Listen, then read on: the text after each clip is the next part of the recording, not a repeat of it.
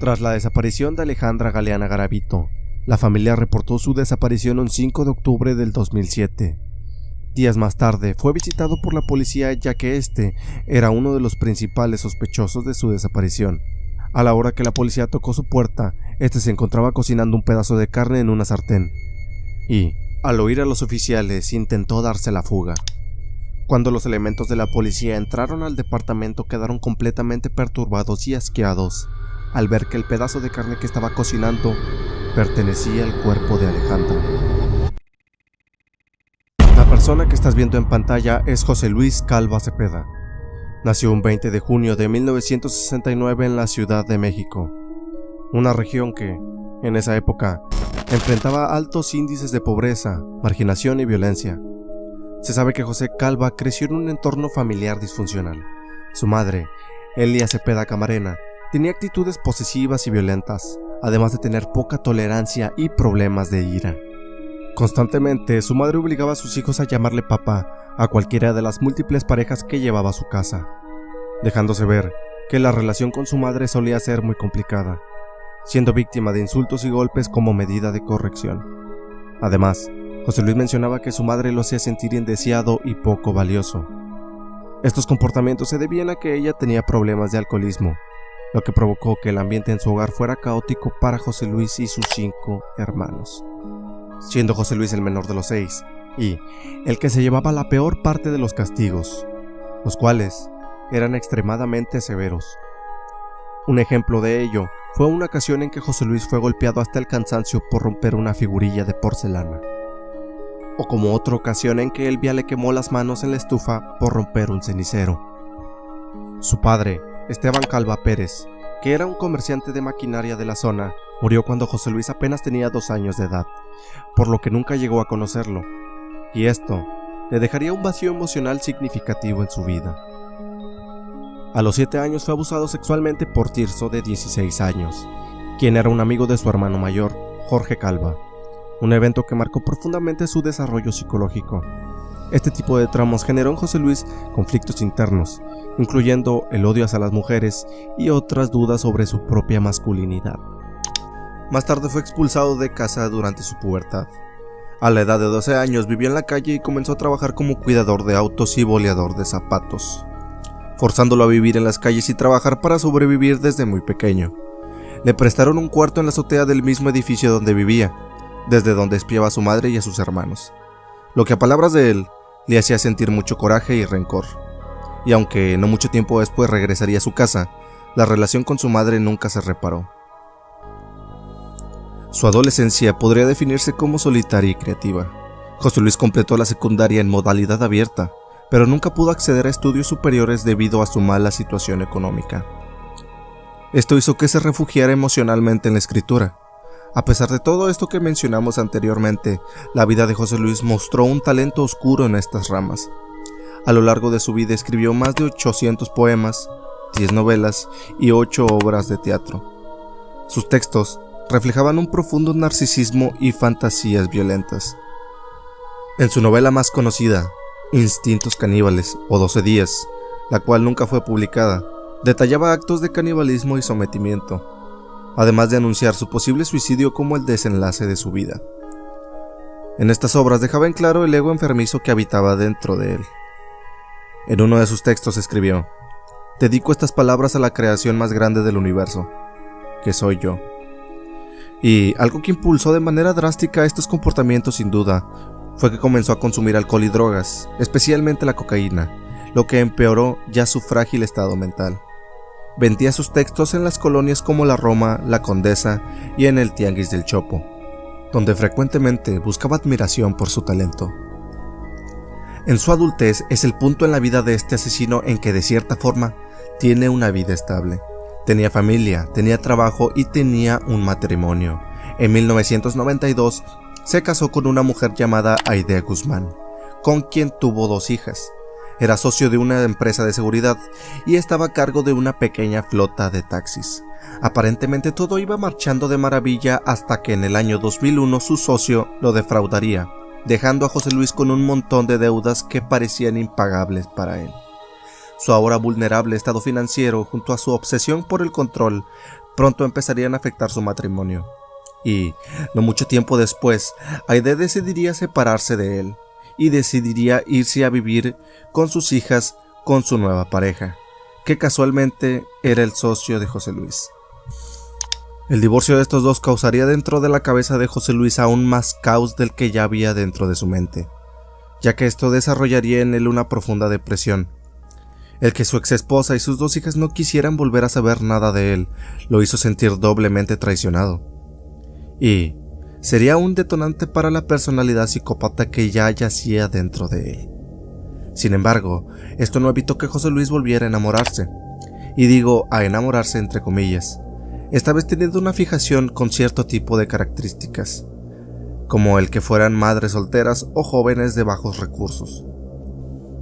Como suelen ser la mayoría de los casos de violencia de pareja, los abusos no ocurren de un día para otro, siguen el mismo patrón.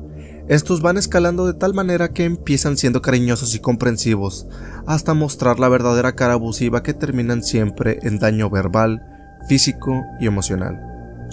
Y en esta historia no fue la excepción, ya que José Luis tenía este perfil de encanto inicial, para después de eso tener conductas violentas, escalando a tal grado de someter a sus parejas a rituales y limpias en un intento por ejercer control absoluto sobre ellas.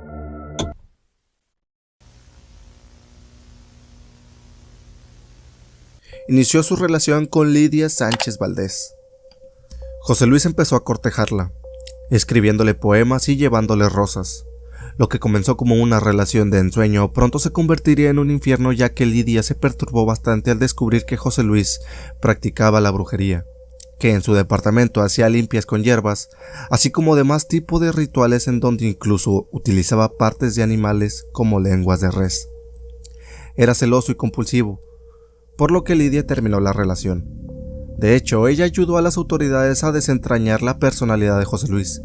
La mujer comentó que era obsesivo con la limpieza. Se lavaba las manos y los genitales antes y después de tener relaciones sexuales. Su siguiente relación fue con una mujer a la que le apodaban la Jarocha, una presunta sexo servidora que al parecer lo visitaba en un departamento que tenía en Mosqueta, y cuya relación con José Luis no se sabe con exactitud además de dichos encuentros.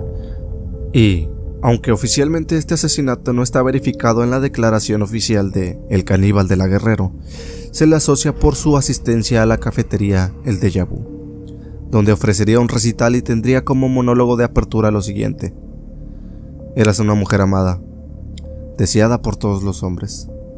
Eras una prostituta. Yo amaba a esa mujer. Una mujer prostituta. Pero un domingo abrí la habitación y pagaste con sangre tu traición.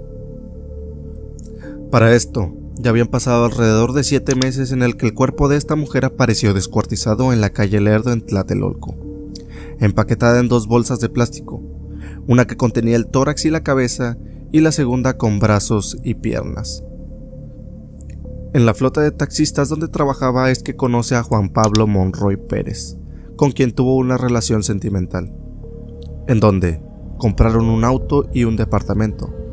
De acuerdo con ciertas investigaciones, este sujeto habría sido cómplice en los asesinatos de El Caníbal de la Guerrero, puesto que habría participado en amputar extremidades de la joven Verónica Consuelo Martínez, con quien también el caníbal tuvo una relación sentimental, de la cual no hay muchos detalles, tan solo que fue víctima de José Luis. Después inició su romance con Alejandra Galeana Garavito, su última pareja sentimental. Siguiendo el mismo patrón de problemas con sus parejas y víctimas anteriores, empezaron a tener problemas porque Alejandra se había negado a tener un hijo de él. Y posteriormente José Luis declaró: me enojé porque me usaba como un juguete sexual.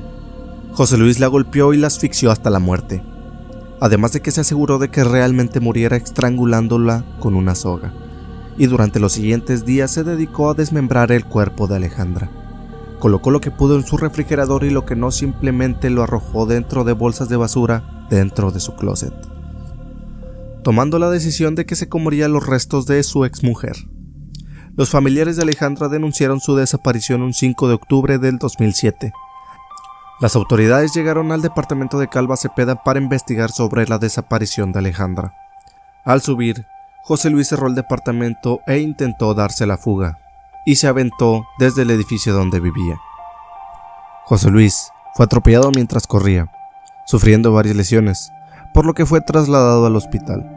Los oficiales continuaron revisando el departamento, en donde encontraron partes del cuerpo en el refrigerador. El 8 de octubre del 2007, el cuerpo de Alejandra fue descubierto desmembrado en el departamento 17 de Mosqueta 198 en la colonia La Guerrero, por lo que fue acusado de consumir la carne de su víctima, pero no fue hasta el 24 de octubre del 2007 que la Procuraduría lo consignó como caníbal. En su departamento encontraron videos de películas relacionadas con canibalismo, libros de magia y ocultismo, drogas y juguetes sexuales, además de textos donde relataba su experiencia practicando el canibalismo, en donde pudieron encontrar escritos como el siguiente: díganle a Alejandra que fue mi última esperanza en el amor. José Luis torturaba a sus víctimas antes de asesinarlas. En algunos casos cocinaba partes de sus cuerpos. Mantenía símbolos de poder en su departamento, incluyendo un póster de Anthony Hopkins como Hannibal Lecter, quien aparentemente era una fuente de inspiración para él. Debido a las características de los crímenes cometidos por el caníbal de La Guerrero, fue que sus audiencias se convirtieron en un escándalo mediático para los medios de comunicación, y que de alguna manera José Luis parecía disfrutar de esa fama. Cuando le preguntaron si se sentía culpable, su respuesta fue: sí, pero no, justificando sus acciones bajo el abuso de sustancias y sus diversas adicciones, así como negaba rotundamente haberse comido el cuerpo de sus víctimas, declarando que solo desmembró el cuerpo de Alejandra porque era la mejor forma de deshacerse de él, y que la había cocinado para dárselo a los perros de la calle. Fue sentenciado a 50 años por el asesinato de Alejandra, y tras la investigación de las autoridades que lo relacionaron con 3 homicidios de sus exparejas. Sin embargo, el 11 de diciembre del 2007, el cuerpo de el caníbal de La Guerrero fue encontrado sin vida en el reclusorio Oriente. En la parte trasera de su pantalón había una nota de despedida, en donde contaba que iba a encontrarse con su madre en otra dimensión. Se había colgado en su celda con su propio cinturón, pero la autopsia había revelado que consumió cocaína y presentaba moretones en el cuerpo. Los expertos lo describen como un psicópata narcisista y sádico. Sus crímenes reflejaban un intento de destruir la feminidad que tanto despreciaba, tanto en sus víctimas como en sí mismo. Muy culto, me habló me leyó sus poemas, unos que otros así como que yo no los entendía, y creo que tiene que ver por su personalidad, a lo mejor con lo que él hizo, ¿no?